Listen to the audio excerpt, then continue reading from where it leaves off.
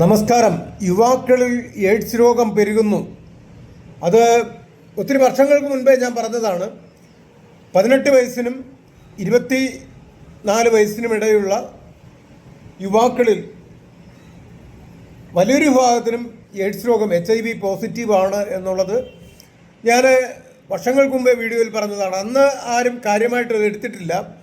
ഇപ്പോൾ കർണാടക സർക്കാർ, പിന്നെ വേറൊരു സർക്കാർ, രണ്ട് സ്റ്റേറ്റിലിപ്പോൾ കോളേജുകളിൽ, വിദ്യാഭ്യാസ സ്ഥാപനങ്ങളിൽ HIV ടെസ്റ്റ് നടത്തുകയാണ്. ഇപ്പോൾ നമ്മുടെ കുട്ടികളിലാണ്. നമ്മൾ ആലോചിക്കണം, വളരെ ചെറിയ പ്രായത്തിൽ മാത്രമാണ്. ഇപ്പോൾ എല്ലാ ചർച്ചകളിലും എവിടെയും വരുന്നതെന്ന് പറഞ്ഞാൽ പുരുഷന്മാരാണ് ഇതിലെല്ലാം പ്രശ്നക്കാരെന്നാണ്.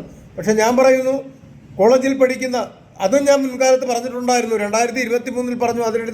അതിൽ വലിയ കോലാഹലമൊക്കെ ഇവിടുത്തെ കോളേജ് വിദ്യാഭ്യാസ സ്ഥാപനങ്ങളൊക്കെ എനിക്കെതിരെ എടുക്കാൻ ശ്രമിച്ചു, പോലീസും ആയിട്ട് ചേർന്ന്. കാരണം പെൺകുട്ടികൾ ലൈംഗികമായിട്ട്, എന്താ പറയുക, ലൈംഗിക വേശ്യാവൃത്തിക്ക് പോകുന്നു. അത് തന്നെയാണ് എൻ്റെ സത്യം. അങ്ങനെ തന്നെയാണ് പറയേണ്ടത്, അല്ലാതെ വേറെ എന്താ പറയേണ്ടത്? വേശ്യാവൃത്തിക്ക് പോകുന്നതിൻ്റെ ഫലമായിട്ടാണ് ഈ എയ്ഡ്സ് രോഗം കൂടുന്നത്, അല്ലാതെ മറ്റ് കാര്യങ്ങളൊന്നും അല്ല. അതോടൊപ്പം തന്നെ ഇവരുടെ ഇടയിൽ ഈ മയക്കുമരുന്നിൻ്റേതായിട്ടുള്ള വൻ സാന്നിധ്യവും ഉണ്ട് എന്നുള്ളത് ഉറപ്പാണ്. ഈ നമ്മുടെ കേരളത്തിലും ഇപ്പോൾ നിലവിലിപ്പോൾ നമ്മുടെ കേരളം എന്ന് പറയുമ്പോഴേ യഥാർത്ഥം പറഞ്ഞാൽ ഇതിലെല്ലാത്തിനും തലതൊട്ടൊപ്പം മലയാളികളാണ്. ഇവിടെ നിന്ന് മലയാളി പെൺകുട്ടികൾ ഒരുപാട് പേര് അന്യ സംസ്ഥാനത്ത് പോയി പഠിക്കാൻ താല്പര്യം കാണിക്കുന്നവരാണ്. അവർക്ക് ബാംഗ്ലൂർ മറ്റുള്ളിടത്തും പോയാലേ പഠിത്തം കറക്റ്റാവുള്ളൂ എന്നാണ് അവർ പറയുന്നത്. അപ്പോൾ ആയിക്കോട്ടെ, പക്ഷേ അവിടെയൊക്കെ എന്താണ് നടക്കുന്നതെന്ന് അത്യാവശ്യം എനിക്ക് നന്നായിട്ട് അറിയാം. അവിടെയൊക്കെ പോയിട്ടുള്ളവർക്കും നന്നായിട്ട് അറിയാം. അപ്പോൾ ശാരീരികമായിട്ട് എന്തിനു പറയുന്നത്? നമ്മളെന്തിനാ നമ്മുടെ കേരളത്തിലെ കാര്യം തന്നെ പറഞ്ഞാൽ മതിയല്ലോ. കേരളത്തിൽ തന്നെ കോളേജുകളിലാവട്ടെ, മറ്റ് ഇതര സ്ഥാപനങ്ങളിലാവട്ടെ, എവിടെയും വിദ്യാഭ്യാസ സ്ഥാപനങ്ങളിൽ അവിടെ സെക്സ് റാക്കറ്റ് ഉണ്ട് എന്നുള്ളതിന് മാറ്റവുമില്ല. പെൺകുട്ടികൾക്ക് ഇതൊരു ബിസിനസ്സായിട്ട് അവർ എടുക്കുന്നു. കോളേജും ഇപ്പോൾ ഞാൻ ഞെട്ടിപ്പോകുന്നൊരു കാര്യം, മുൻപ് ഞാൻ 2023 ഒരു കോളേജിൻ്റെ പേരെടുത്ത് പറഞ്ഞു, അങ്ങനെയായിരുന്നു വിഷയം. പക്ഷേ അതിൻ്റെ തൊട്ടടുത്ത് തന്നെ ഉള്ള ഒരു ഹയർ സെക്കൻഡറി വഴിയുള്ള സ്കൂളിൽ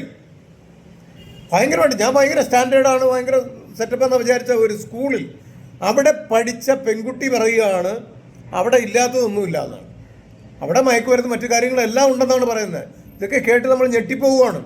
അപ്പം എവിടെയാണ് ഇപ്പോൾ സുരക്ഷിതം എന്ന് പറയുക? പെൺകുട്ടികൾക്ക് അവരുടെ ശരീരം നിയന്ത്രിക്കുവാനുള്ള, മനസ്സിനെ നിയന്ത്രിക്കുവാനുള്ള കഴിവില്ലാത്തതാണ് വലിയൊരു പ്രശ്നത്തിന് കാരണം എന്നേ പറയാനുള്ളൂ. കാരണം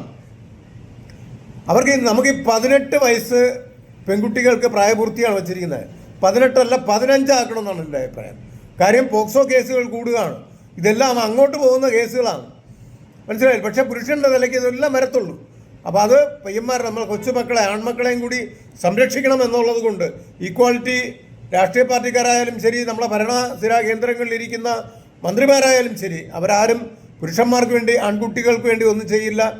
അതുകൊണ്ട് പോക്സോ കേസിൽ പ്രതിയായിട്ട് പുരുഷന്മാർ പോകുന്നത്, ആൺകുട്ടികൾ, പുരുഷന്മാരെന്ന് പറയണ്ട, ആൺകുട്ടികൾ പോകുന്നത് ഒരു തുടർക്കഥയായിക്കൊണ്ടിരിക്കും. അപ്പോൾ അതുകൊണ്ട് എത്രയും പെട്ടെന്ന് മുൻകരുതലുകൾ എടുക്കുക. ഇവിടെ കേരളത്തിലും ഇതെല്ലാം ടെസ്റ്റ് ചെയ്യുക എന്നുള്ളതാണ്. കോളേജ് തലത്തിലും വിദ്യാഭ്യാസ സ്ഥാപനങ്ങളിൽ കുട്ടികളെ പരിശോധിക്കുക. ആൺകുട്ടികളെ മാത്രമല്ല, പെൺകുട്ടികൾ കൂടിയാണ് ഇത് വ്യാപകമായിട്ട് വരുന്നത്. അപ്പോൾ ശ്രദ്ധിക്കുക. എല്ലാവരും ഈ വീഡിയോ ഷെയർ ചെയ്യുക, നമ്മുടെ പേജ് ഫോളോ ചെയ്യുക, നിങ്ങളുടെ അഭിപ്രായങ്ങൾ കമൻറ്റുകളായി രേഖപ്പെടുത്തുക.